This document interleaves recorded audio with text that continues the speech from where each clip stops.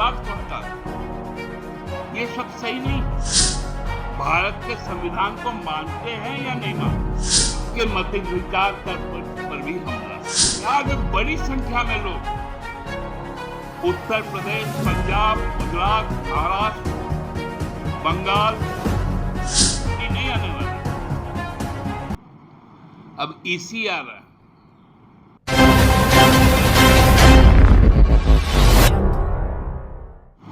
तो देश किस रूप में रहेगा?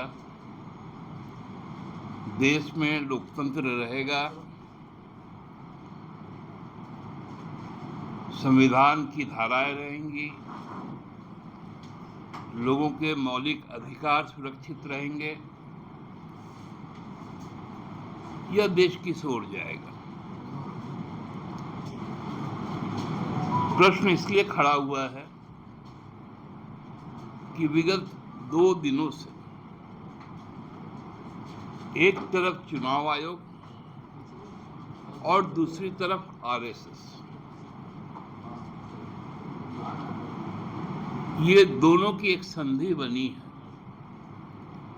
जो इस देश से समाजवाद, पंथनिरपेक्षता या धर्मनिरपेक्षता और उसके नागरिक के मताधिकार के प्रयोग का जो मौलिक अधिकार है उसको कैसे छीन लिया जाए। एक तरफ सेंसस की बात हो रही है, जनसंख्या की जनगणना की प्रक्रिया चलेगी, और एक तरफ जो मतदाता है उनके अधिकारों को छीना जाएगा। चुनाव आयोग का एक बड़ा अच्छा tagline election commission of India लिखता है, और उसके बाद 3 हमारा जो ट्राई कलर है नीचे उनका एक tagline, no voters left behind, कोई मतदाता छूटे नहीं। लेकिन मतदाताओं को छोड़कर ही चुनाव हो, इसकी व्यापक तैयारी बिहार में शुरू हो गई। एक ऐसा तुगलकी फरमान आया है कि 8 करोड़ बिहार के मतदाताओं को 1 महीने के अंदर खुद को बिहारी होने का, बिहार के मतदाता होने का उसको प्रमाण देना पड़ेगा। और प्रमाण कौन सा है? जो भारत सरकार कहती कि जो यूआईडी है, यूनिक आइडेंटिफिकेशन जो है, जिसको हम लोग आधार कहते हैं, वो मान्य नहीं। दूसरा, जो आपका एपिक नंबर है, जो मतदाता सूची में आपका जो नाम है उसका जो एपिक नंबर होता है, वो भी यूनिक नंबर है जो एक दूसरे से मेल नहीं खाता है, उसकी भी मान्यता नहीं होती। 2003 के बाद का कोई भी निर्वाचक मंडल का व्यक्ति को अब यह साबित करना पड़ेगा कि उसका नाम 2003 में दर्ज था, यदि था तो ठीक है, और निर्वाचक मंडल का लिस्ट उसको देना पड़ेगा। आप लोग भी वोट डालते होंगे, मैं भी वोट डालता हूं। हम लोग के पास एक पर्ची आता है, या बूथ में जाकर राजनीतिक दल के कार्यकर्ताओं से एक पर्ची लेते हैं। वहां जो पीठासीन पदाधिकारी है उसके पास जाके उसको दिखाने से वो नंबर खोजकर, नाम खोजकर उसमें टिक मारता है, आपके मताधिकार पर भी हमला है। और दोनों हमले एक साथ हुए। ये गंभीर विषय, क्योंकि जब मामला आया महाराष्ट्र चुनाव का, दिल्ली चुनाव का, उस समय खेल हुआ कि वोटर बढ़ा दिए गए जीतने के लिए। जैसे ही वो चोरी पकड़ी गई,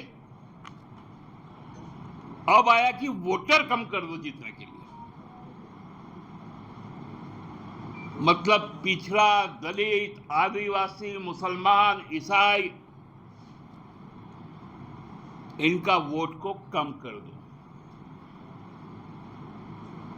ताकि जो मनुवादी, संघवादी लोग हैं, उनका वोट को ज्यादा से ज्यादा बढ़ावा दो। क्योंकि जो कागजात मांगे गए वो तो ग्रामीण परिवेश में 90% लोगों के पास नहीं होंगे। बिहार में बड़ी संख्या में लोग उत्तर प्रदेश, पंजाब, गुजरात, महाराष्ट्र, बंगाल, दक्षिण की ओर, नॉर्थ ईस्ट की ओर रोजगार के लिए जाते हैं। कोई कोई लोग तो अपने केवल चुनाव के समय घर आते हैं।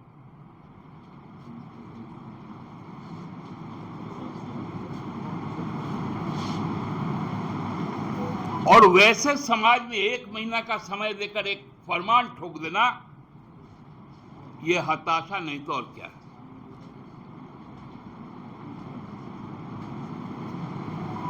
पूरी तरह से व्यवस्था को पंगु बना देना है, देश को संविधान से अलग कर देना है।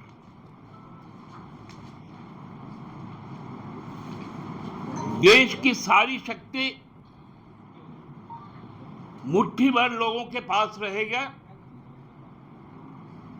जो अपना नेता भाजपा को मानता है। ये साजिश को आज हम लोग देख रहे हैं। अब ईडी उडी नहीं आने वाला, अब ईसी आ रहा है।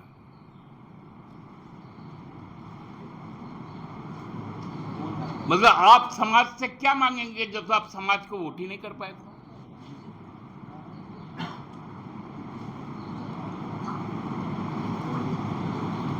मुख्य गृह मंत्रालय का एक पत्र आपको हम बताए थे कि ऋग्वेद, अथर्ववेद का लोग ज्ञान दिए थे।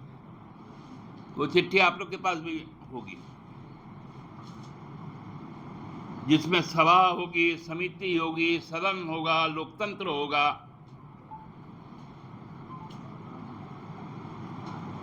और काम कौन सा हो रहा है? प्रजातंत्र में प्रजा को हटाकर तंत्र के द्वारा शासन का अपने अधिकार में लेना। यह गंभीर समस्या है और मुझे जो जानकारी मिली है, अगस्त माह से इसकी शुरुआत झारखंड में भी होने जा रही है। एक वरिष्ठ अधिकारी ने मुझे बताया, चुनाव आयोग का, कि दादा ये काम हम लोग आपके यहां पर भी करने जा रहे हैं, जिसमें हम लोगों को लक्ष्य दिया गया कि आपके निर्वाचक मंडल को कम से कम मताधिकार का प्रयोग हो पाए और आपके विरुद्ध जो निर्वाचक मंडल है उसकी संख्या को बढ़ा पाए। ये साजिश रचना। दूसरा खेल कौन खेल रहे हैं? जनरल सेक्रेटरी जो है, जो नंबर 2 पोजीशन में है, होसबोले साहब, आरएसएस के।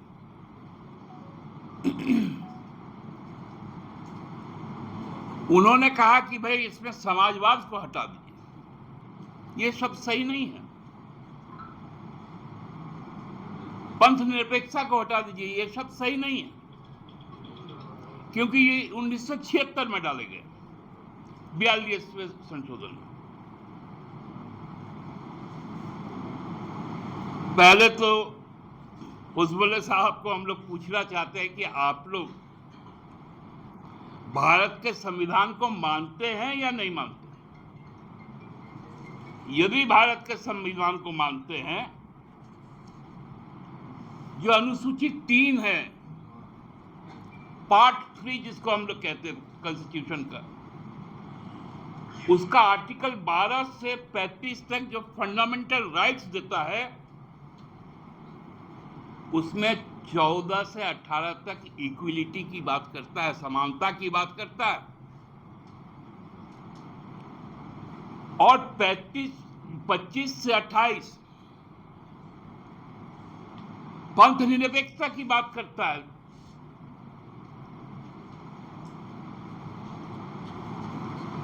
पंथ धर्म नहीं है।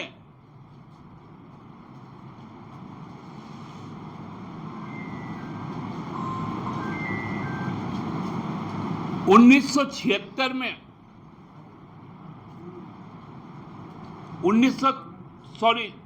में सुप्रीम कोर्ट का ये जो फैसला आया है कि जो प्रस्तावना है वो संविधान का अभिन्न अंग है। अभिन्न अंग इसलिए है कि उसमें जो आर्टिकल्स है उसका रिफ्लेक्शन इन 2 शब्दों में। इसका मतलब ये 2 शब्द यदि हटा दे, उसके बाद का स्टेप होगा कि उन आर्टिकल्स को भी हटा दो। मतलब संविधान के मूल रूप से मौलिक अधिकार को छिन्न भिन्न कर दो। मताधिकार भी उस मौलिक अधिकार में एक है, इसलिए चुनाव आयोग का ये कदम।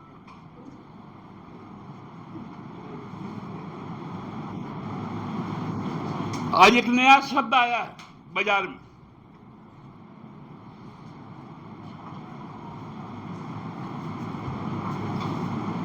समाजवादी की जगह अब नमो अडानी, ये व्यवस्था चलेगी। मैं बाबा साहब को थोड़ा उद्धृत करना चाहता हूं। बाबा साहब ने संविधान सभा में कहा था,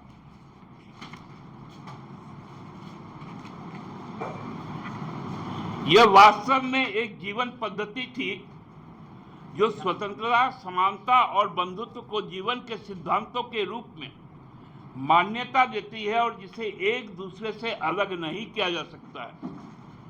स्वतंत्रता को समानता से अलग नहीं किया जा सकता है, समानता को स्वतंत्रता से अलग नहीं किया जा सकता है, और न ही स्वतंत्रता और समानता को अलग किया जा सकता है। समानता के बिना स्वतंत्रता बहुतों पर कुछ लोगों की सर्वोच्चता पैदा करेगी। स्वतंत्रता के बिना समानता व्यक्तिगत पहल को खत्म कर देगी। बंधुत्व के बिना स्वतंत्रता और समानता चीजों का एक स्वाभाविक क्रम बन